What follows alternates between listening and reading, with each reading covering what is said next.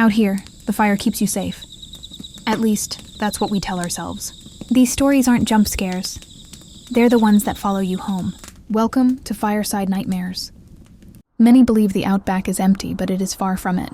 During a solo drive through Western Queensland, I camped in remote areas to save money. There are no caravan parks or marked sites. You simply pull off the road to avoid detection. Earlier that day, locals in Windora warned me against camping near old stock routes without explaining why. The first night was cold and quiet. Too quiet, but I managed to sleep. On the second night, I set up near a dry creek bed with good visibility. I built a small fire, cooked dinner, and turned off the lights early, as light travels far in the Outback, and it's best not to attract attention. That's when I noticed a footpath.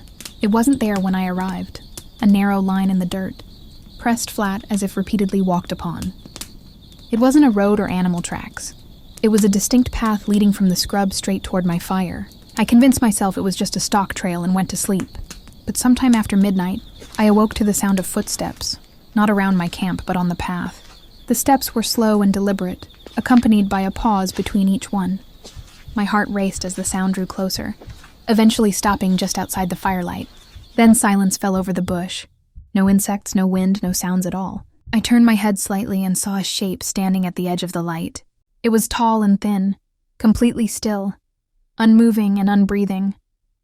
I remained frozen until dawn broke. When daylight arrived, the shape had vanished, but the footpath remained. It was now closer. I quickly packed my car and drove further west, not stopping until the sun was high. That night I camped again, trying to convince myself I had imagined the previous night's events. But the footpath was there again, this time circling my camp in a perfect ring, pressed into the dirt while I slept. There were no footprints crossing it, just the path. On the third night, I chose not to light a fire. I sat in the dark listening. The footsteps returned, this time with 2 sets. They circled my camp slowly and patiently, as if inspecting something. At one point, one figure stepped into the moonlight. It looked disturbingly human, with an oddly tilted head, elongated arms, and skin that seemed unaccustomed to sunlight. Then it retreated into the dark, and the footsteps ceased. A voice emerged from behind me, quiet and unthreatening. "Your fire's out." I didn't turn around. I didn't breathe or respond.